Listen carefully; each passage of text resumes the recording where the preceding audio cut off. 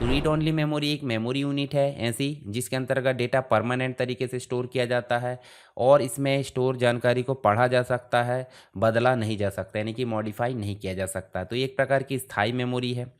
Pre loaded data होता है, यानी मैन्युफैक्चरिंग के समय डेटा यहाँ पर स्टोर किया जाता है। नॉन वॉलेटाइल बोले तो बिजली नहीं रहने पर भी डेटा नहीं मिटता है।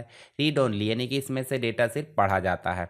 रोम का जो उपयोग है मुख्य रूप से बायोस के लिए किया जाता है, यानी कि basic input output system store करने के लिए किया जाता है। कंप्यूटर स्टार्ट होते समय जो बूटिंग इंस्ट्रक्शन आते हैं, F1 दबाओ, डिलीट दबाओ और जो भी एक्स्ट्रा चीज़ें आती है आपको देखने को मिल जाता है बायोस।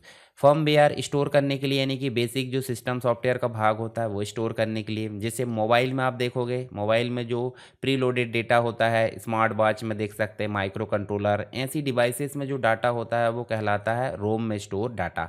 तो रोम का उपयोग कहाँ होता है वो समझ गए आप। इसके विभिन्न प्रकार होते हैं, जैसे कि P ROM programmable read only memory, यानी कि एक बार डाटा प्रोग्राम किया जाता है। ई पी रोम बोले तो इरेजेबल पी रोम बोले तो अल्ट्रा वायलेट लाइट के माध्यम से मिटाया जा सकता है।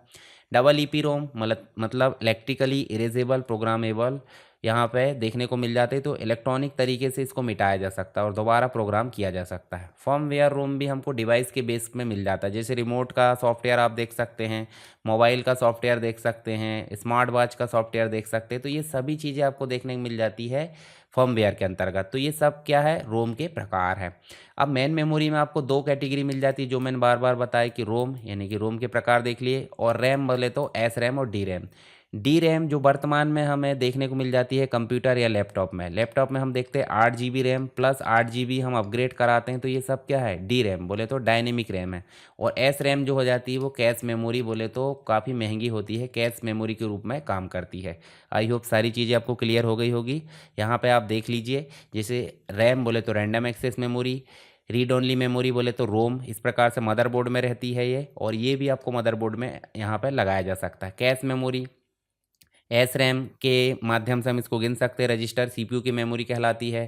सीपीयू की इंटरनल मेमोरी यही आपको देखने को मिल जाता है, ईपी रोम, एनबी रोम है, फ्लैश मेमोरी है, एस रैम है, डी रैम है, ये सब जो है प्राइमरी मेमोरी की कैटेगरी में आ जाती है।